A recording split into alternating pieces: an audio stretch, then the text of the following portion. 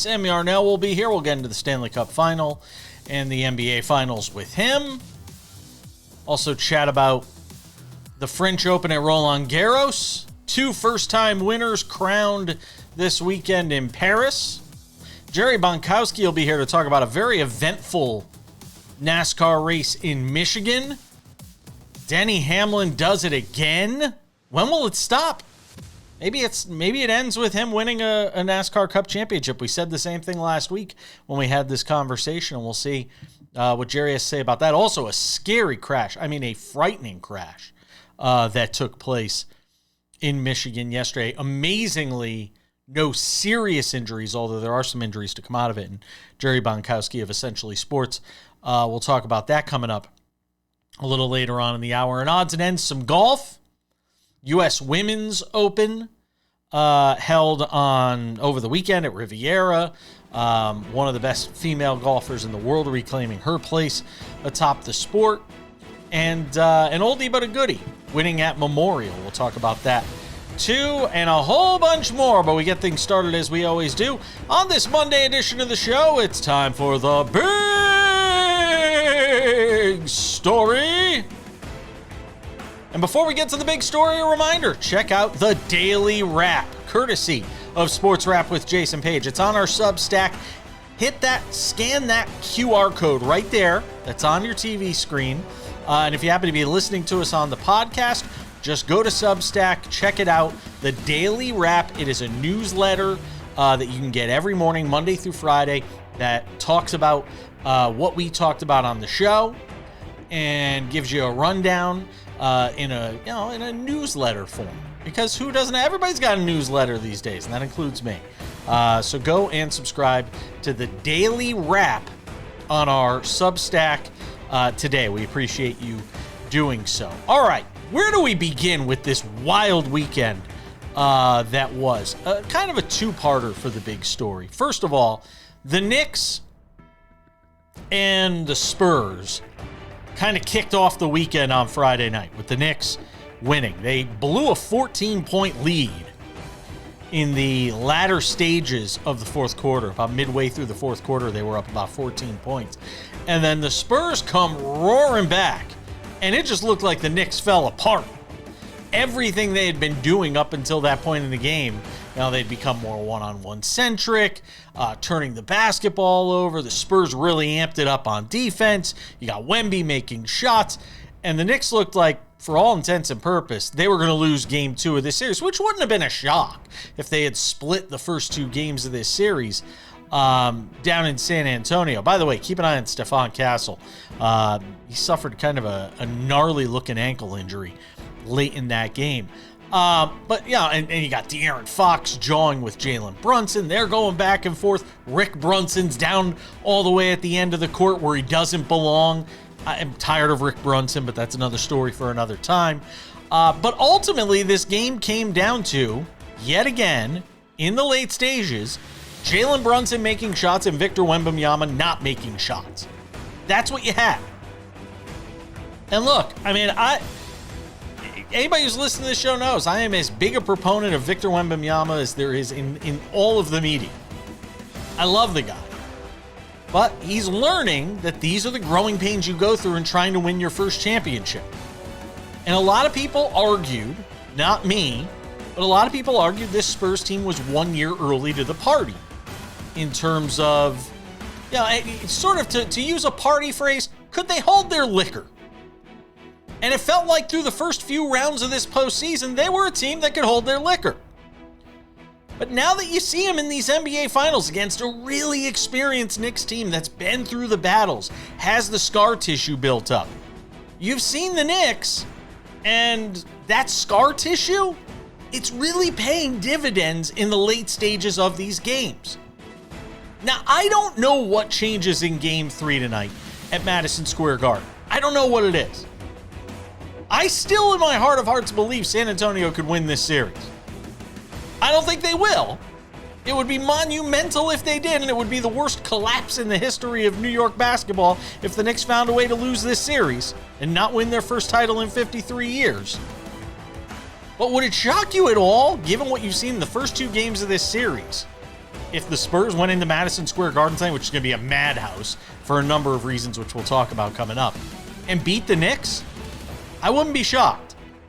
And I don't think the odds makers would be shocked, because they have the Knicks only giving 2.5 after winning the first 2 games on the road and not having lost a game since the end of April. Big story number 1. Big story number 2. How good has this Stanley Cup Final been? I mean, you know, the line in the movie Batman, I'm just coming up with all sorts of different things. Not the hero we need, but the hero we have sort of thing.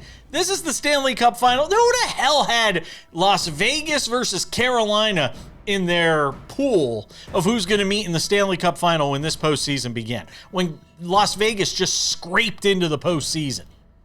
Fired their head coach right before the end of the season. Carolina, always the bridesmaid, never the bride here in recent years.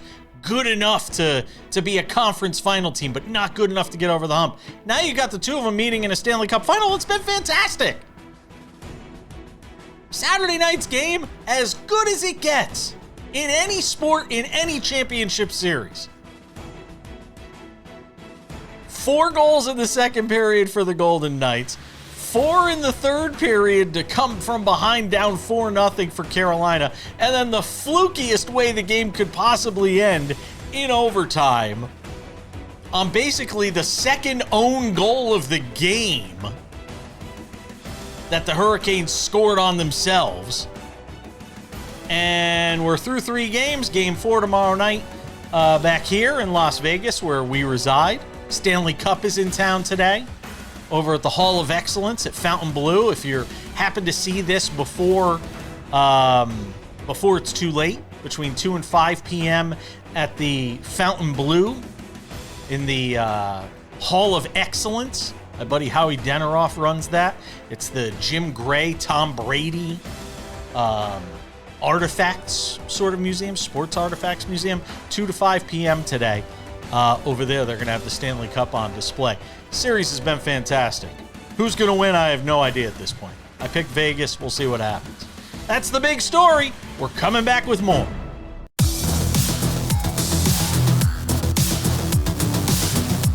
Welcome back to the show. You've heard what I had to say in the big story. Let's see what this guy has to say. Sam Yarnell, ladies and gentlemen, the one and only. Hangs out with us most days here on the show. Game 3, Madison Square Garden. By the time you see this show, depending on when you watch us, it may have already taken place. This is why I tell you, watch the YouTube channel, listen to the podcast. You'll hear it there first every day. Sam Yarnell, Knicks and Spurs, Game 3. I think the Spurs win tonight. I think there are so many reasons why I could pick the Spurs tonight. And Vegas only has the Knicks as a 2.5-point favorite. For a team that's won 13 games in a row and won the first 2 on the road, that's a red flag to me as well, Sam Yarnell. But I think you're gonna see a fired up Spurs team tonight that gets themselves back in this series with a win in Game 3. That being said, I'm interested to see what you have to say on a number of issues, including, Wemby in the clutch in these games late. In both games 1 and 2.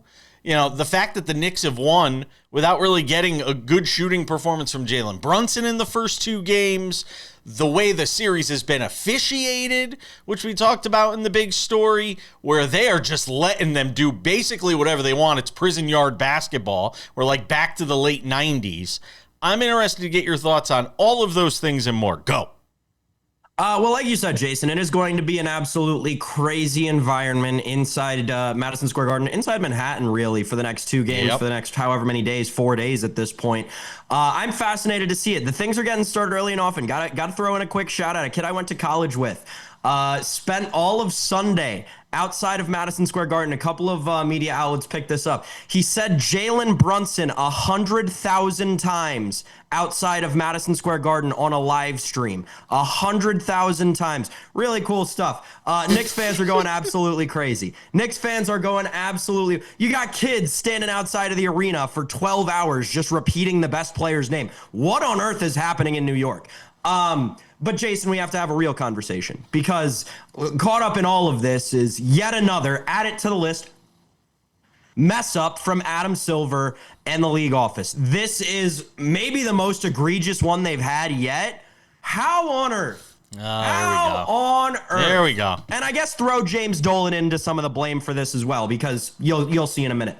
How on earth do you, in New York City, having the finals come for the first time in 30 years, have 2 home games and neither of them come up on a weekend? You had the first back-to-back days off of this entire NBA Finals, and it happened to be a Saturday and Sunday when you weren't going to play a game at Madison Square Garden, the world's most famous arena.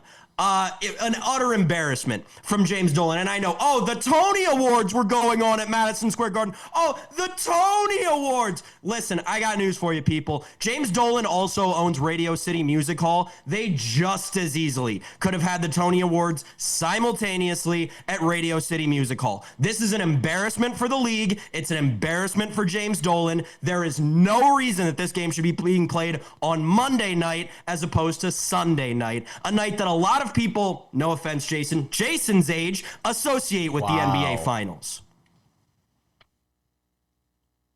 I gave you 2 minutes, and you give me 2 minutes on the Sunday night thing. Talk to me about the series.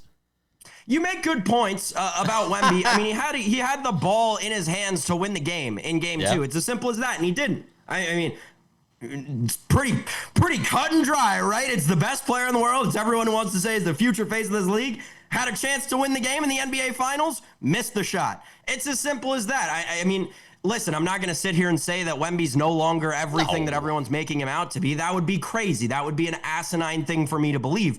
But I will say there are people bringing up questions about the clutch gene of the kid. I think those are warranted to an extent. He's 22 freaking years old. He doesn't need to be expected to hit every freaking big shot in every freaking big moment for this team. You went up an octave there.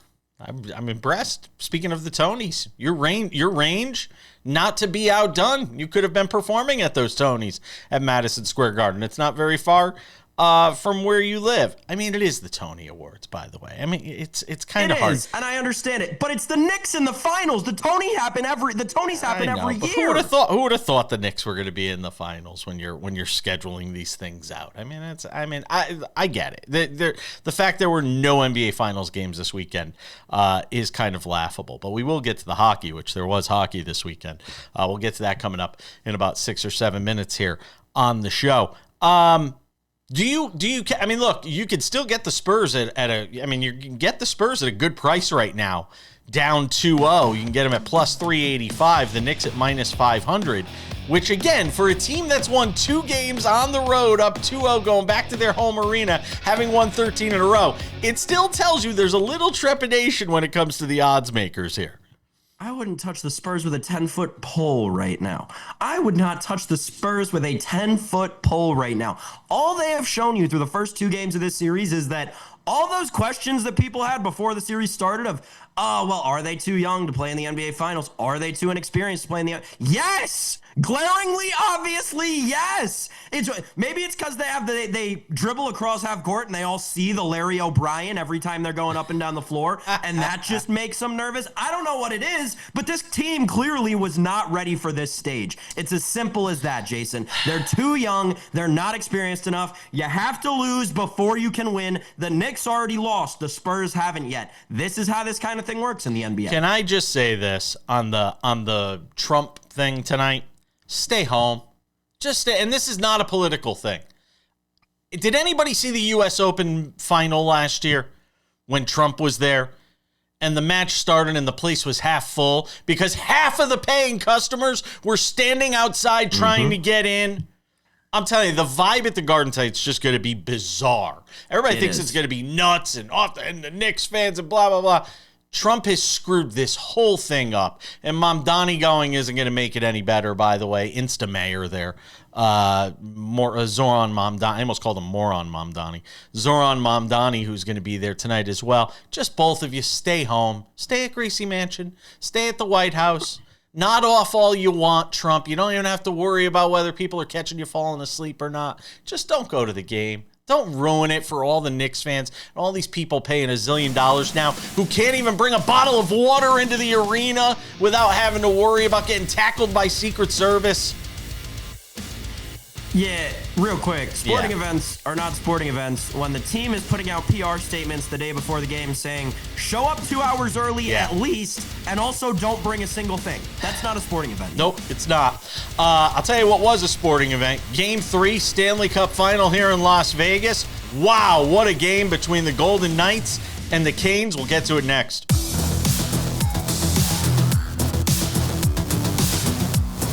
Welcome back. Coming up in 10 minutes, the French Open at Roland Garros. Something else I talked about in the big story, the be careful what you wish for scenario. Everybody loves upsets, yay! Until you have Flavio Caboli and Sasha Zverev in your final. Yay! And some Russian woman in the women's final that you've never heard of. Who's getting dusted. And I'm half Polish, so it's not an anti-Poland thing. Sam Yarnell, I was riveted. Positively riveted on Saturday night. I took over the television in the living room, which I rarely get to do. Because my husband's normally playing video games on it, and I don't get anywhere near it. It's a terrible thing. Good man. It's a terrible thing. I've never said. What's his game of choice? He's watching people play Hitman on YouTube. He's not even he's not even playing it himself. He's watching people play. I'm like, what are you doing? There's only one thing dumber than a 40-something-year-old playing video games, and it's a 40-something-year-old watching other people play video games on YouTube. I mean, what are we doing? What's going on? The Golden Knights, what a wild game on Saturday. I mean, this was an all-timer. The Golden Knights at home in Las Vegas, series tied at 1, go up 4-0. You've got the Mitch Marner miracle story happening. Like, you could see the movie being written. The guy scores 3 goals in the second period. He has 4 points. Carolina's coming unglued. You've got all the announcers on the game telling me how, oh my God, it's all over. Put Bussy in. Let's have him, finish the game. Get Frederick Anderson out of the game. And then all of a sudden, you got a bunch of goals scored in like 30 seconds by Carolina in the third period. They come back, tie the game at 4. All the momentum on their side. They don't score. Nobody scores in the first overtime, and then in the second overtime, you see it here, with Vegas getting the win 5-4 in overtime. That is as crushing a defeat. Oh, my gosh. I mean, you have 2 own goals, basically, in this game for Carolina. You basically had 2 own goals. So if you want a positive, if you're a Carolina fan, you lost 5-4 in overtime in a game you were down 4-0, and you scored 2 of the goals on yourself. And you could have given up another 2 goals in that game if not for penalties that were called, one in offsides, one a goalie interference on Vegas. What a wild game on Saturday night, Sam. Yeah, I mean, this game is truly it feels like it's one of the ones that should go down in terms of all-time sports history in a championship series. Yeah. To get a game like this, I didn't do extensive research. I couldn't find another Stanley Cup Final game in any series, in any Stanley Cup Final, where both teams scored 4 unanswered goals. Both teams scored 4 unanswered goals. That is nearly impossible. It's bonkers. This was crazy. Credit to Brandon Busey, like you said. It was kind of upsetting, honestly, to see Frederick Anderson go through that after everything that he's been through in the National Hockey League. But Brandon Busey, I mean, sent from a different dimension for the last period and then 2 overtimes of that game. The Vegas Golden Knights, and I'll call it what it is, being the one on the show who doesn't live in Vegas, the Vegas Golden Knights got beyond lucky to win this game. They should have lost this game about 4 or 5 times between the first overtime, the second overtime, and then whatever that goal was that ends up going in. I mean, that was just that was kind of the bad part of this whole thing, was you had a game this good and it ends that poorly. Yep. Like, nobody wanted that game to end like that. Everyone wanted that game to end on a sick breakaway goal, on a nice pass to a guy who just beats a goaltender clean. That was not how anyone wanted that game to end. And it's really, it's not disheartening for the Carolina Hurricanes, but you have to imagine that they would have so much more wind in their sails coming off of a double overtime win on the road to give themselves the lead in the series. Like, you wonder if that's kind of a moment that, despite it not being really in Carolina's control, it feels like that could be the moment that Vegas takes off and they just run from here. They just go, they take the next 2 games, and it feels like that's on the board for me. I'm not convinced of that. I'm really not. And frankly, neither is Vegas. I mean, they have Carolina plus 152 still to win the series. Vegas at minus 184.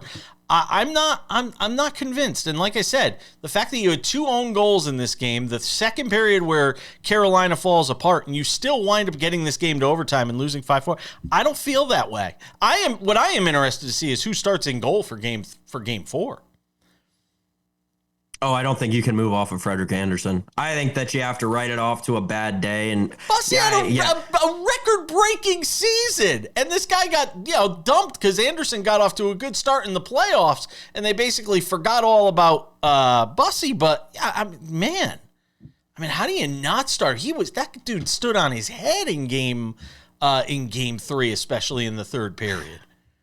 I don't know. Yeah, it'll be interesting to see. He started like half their games during the regular season. He did. So and he was like 31-6. It was some stupid number that he had during the regular season. When I saw that, I'm like, how is this guy not starting in the playoffs again with the numbers he put up during the regular season?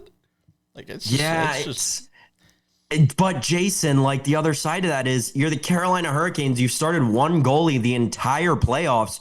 Now needing 3 wins to hoist the Stanley Cup, you're going to switch? Like, as much as you and I talk about hot goalies going into the playoffs, it feels like you got to stick with your goalie throughout here. It's so nerve-wracking if Carolina were to switch starters going into game 4. Carter Hart's been shaky too. I understand it. I'll also say this: Carter Hart's been shaky in the first few games of this series. Everybody's like, "Oh, is he going to get a shutout?" And then before you know it, it's 4-4 in the third period of that game. Carter Hart's been a little shaky. I think if there was ever a series though, where having the extra day off. If there was ever a series where this extra day off is beneficial to Carolina, where it feels like you've been playing every other day, this entire postseason, I think Carolina is very fortunate to have this extra day off. And conversely, I think if you're Vegas, you wish you were playing tonight. Carter Hart, shaky? What are we, in a Canadian courtroom, Jason? Come on now. There it is. Low-hanging fruit, had to get after it. Yeah, awful human being, just for the record. All-time bad human being. Much better hockey player, much better goalie, even being bad at being a goalie in this last game. Still 10 times the goalie of the human being. Just throwing that in here in my last. Horrible person, Carter Hart. Does not deserve to be on the Stanley Cup. You are a bad person. I hope this show makes it into your apartment, Carter Hart. You're a horrible person. Sam Yarnell, ladies and gentlemen. We got tennis to talk about next.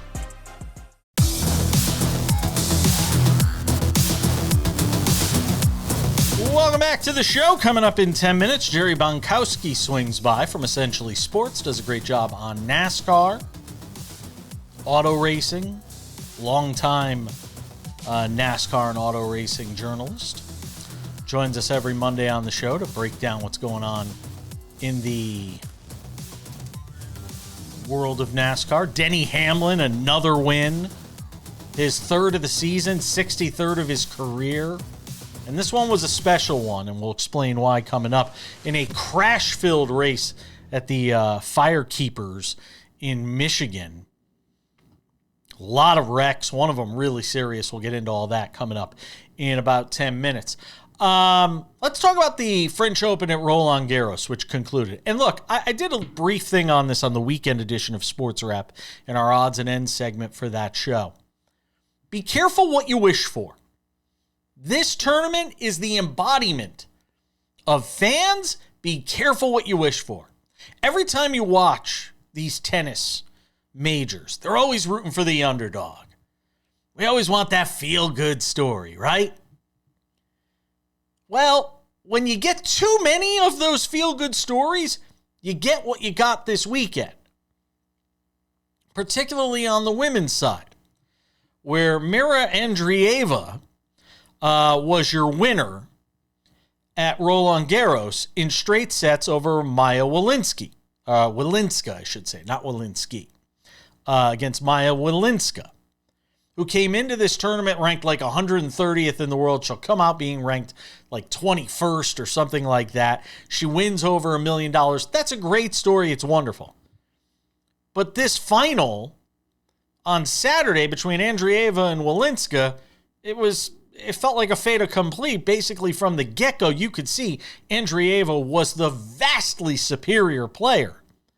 And when I get a championship match in one of my Grand Slam events, I don't want to see a rout. I don't want to see Mira Andreeva winning in straight sets, nearly bageling Maya Walinska in the second set of a straight sets win. But when you get upset after upset after upset, this is what you wind up walking into. And look, I get it. Sports are about the underdog. They're about the Cinderella story, right? Max Baer. You ever seen the movie Cinderella Story? With Russell Crowe. And he takes on Max Baer, the dancing bear. And Max Baer goes up to Russell Crowe's character before their big fight. And he says, hey, people die in fairy tales. 6 a.m. on a Saturday morning to watch the French Open Roland Garros final on the women's side. I want to see something compelling. This was not compelling in any way, shape, or form. You could see Andreeva was the far superior tennis player in this match and was going to win. That's number one. Her dog is cute, though. Adopt, don't shop, by the way. That's number one. Number two, Sasha Zverev. At least he won. Let me start there. Because with no Alcaraz injured, Sinner going out in the second round, Novak Djokovic going out in the third round, Daniel Medvedev is lost in his head, Ben Shelton not ready for the big stage, Taylor Fritz, on and on and on. I mean, we can go through all the different litany of also rans in men's tennis. We all know the story by now. There is a graveyard of them in this world of tennis that we live in. Well, it was right there for Sasha Zverev. If not this one, he was never going to win a major. Now they're going to argue, and I heard Patrick McEnroe, our friend, and John McEnroe on the broadcast saying, maybe this unlocks him. Maybe he wins multiple ones. Let me tell you something. As long as Sinner and Alcaraz are around, he ain't winning multiples of anything. I still don't even know if I'd take him over Novak Djokovic at 39-year-old Djokovic if they had been playing in this match. But you know what? Credit to Sasha Zverev, who is another guy that's had a really difficult time getting out of his own head and has talked openly, and I credit him for that, about the mental fatigue that sort of worn him down over the course of his career. But he finally wins his first slam. It's the French Open at Roland Garros, and good for him. But again, this is what you get when you tune in on Sunday morning to watch the French Open final at Roland Garros, and you're rooting for upsets all tournament long, and then you tune in, and what do you get? You get Caboli versus Zverev. No Djokovic, no Alcaraz, no Americans, no Sinner.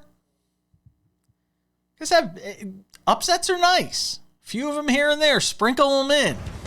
But when you get too many, this is what you get. You get Caboli and Zverev. And again, it won 5 sets.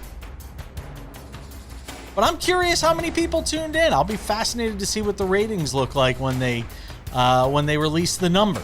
Because I don't think it's going to be nearly as big as what we saw a year ago, which was an epic 5-set match.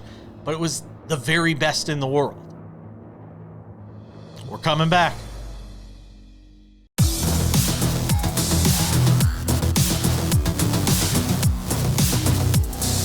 Welcome back to the show.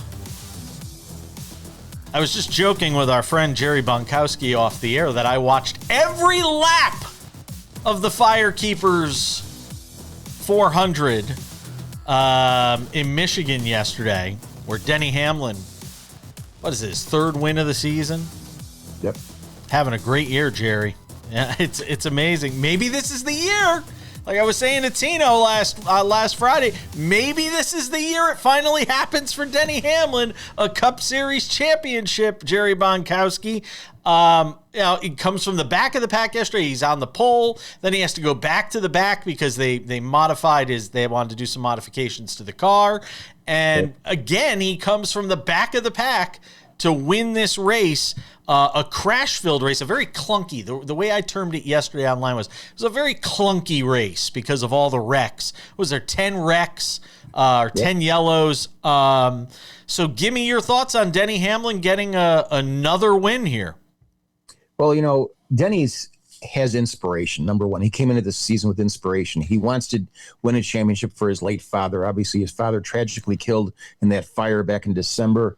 That's number one. Number two, to me, Denny's motivation and inspiration is because of his father. Not so much because Denny wants to win that first championship, but because he wants to do it for his father. And then you couple that with the inspiration and motivation about, he was good friends with Kyle Busch, and he's talked several times since Kyle's unfortunate passing about how close they were and how good of friends they were. So I think that Denny is using this, he even dedicated yesterday's win to Kyle Busch. So, when you do that, it just kind of, it's a mindset that a guy has. Denny obviously knows his time racing. He may have another couple of years, if that, but he's racing like he's in his 20s or his early 30s. He's racing like he's in his prime. So, I think that we're going to see from Denny this year is just going to be continued the thing. I'm not going to be surprised if he wins 6 or 7 races this year. Wow. 63rd win of his illustrious career, what will one day be a Hall of Fame career, tying Kyle Busch, which was why after the race he was running around the track with his flag, with the Kyle Busch flag hanging out the window, which was very cool. What do you attribute all the wrecks to? And they were in weird places yesterday. Carson Hocevar involved yet again, and you saw Tyler Reddick was kind of bent out of shape about that when he was involved in a wreck that it seemed Hocevar may have initiated. And Hocevar was right there, by the way, in this race at his home track. He was, he was up against the wall at one point in the latter stages of the race and was able to recover. There were a lot of interesting stories that came out of this thing yesterday. So if I sound scatterbrained, it's because there were a lot of different things that came out. Bubba Wallace with a top 5 finish is certainly very encouraging for that team, given where they've been throughout the season. Other than Hamlin, what sort of stands out to you from what we saw yesterday? Well, first of all, the wrecks. It's not surprising because if you compare Michigan and what used to be Fontana, which is no longer a track anymore, unfortunately, they both were very similar. You had a lot of, as you put it, weird wrecks, and it's not unusual.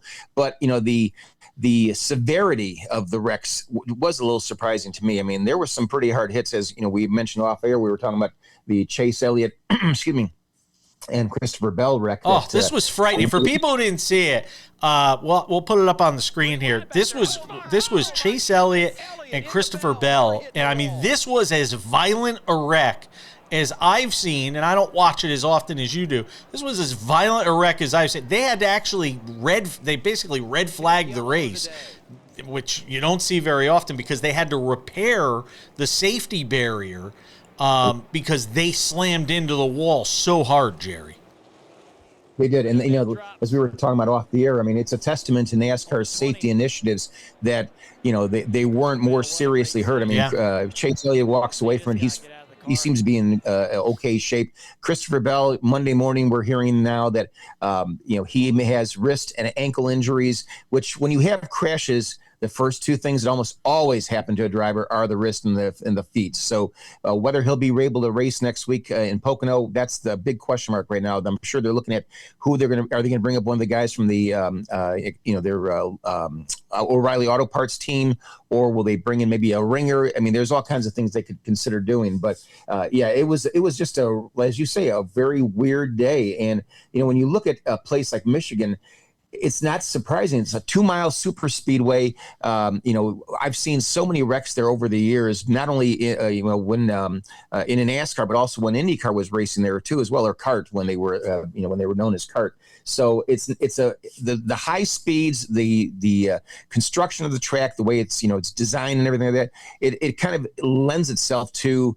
a lot of wrecks. And similar, I always like to compare Michigan with Talladega to me. I mean, even though it's not a plate race, or it used to be a plate race, if you will, as like Talladega, it's very similar to that. So when you have a wide open track like that, you have a lot of drivers that, they sometimes just lose their focus, and that leads to wrecks. And that's what happened on Sunday. And even in the last minute here, even for Tyler Reddick, who wrecked, he still won the first stage. So he still gets stage points out of it. Right. Kyle Larson, a top 5 finish as well.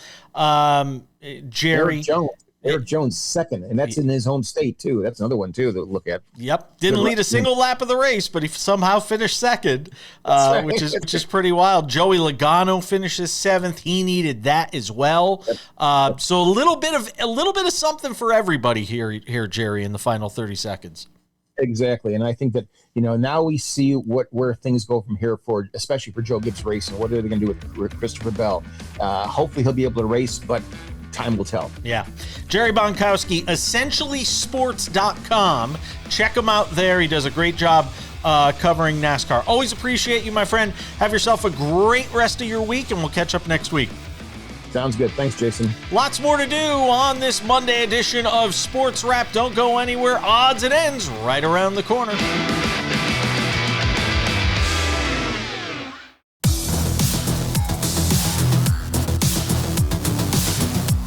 Just about time to put the wraps on this baby for a Monday. Tomorrow on the show, Kurt Heelan, pro basketball talk at NBCSports.com. From New York, recap Game 3 of the NBA Finals between the Knicks and the Spurs. It's going to be an absolutely insane night in New York. Knicks fans will be partying somewhere, hopefully, but it won't be outside Madison Square Garden. I can promise you that. A couple of reminders before we go. The Sports Wrap with Jason Page podcast is the place to listen to the show Monday through Friday. Subscribe. We also have bonus podcasts there, extended conversations, all of that great stuff. The Sports Wrap with Jason Page audio podcast, wherever you get your podcasts, Spotify, Apple Podcasts, YouTube Podcasts, iHeartRadio, TuneIn, Odyssey, Amazon, everywhere podcasts are available. Subscribe today. The Sports Wrap with Jason Page YouTube channel. It's the place to find all things Sports Wrap with Jason Page. The Monday through Friday TV version of the show is there. Sports Wrap Originals, Extended Conversations, Sports Wrap Shorts, everything you need. The Sports Wrap with Jason Page YouTube channel. Also coming soon, the Sports Wrap website, sportswrap.tv. We were working on that this weekend. Looking forward to having that up with all sorts of great content available there as well.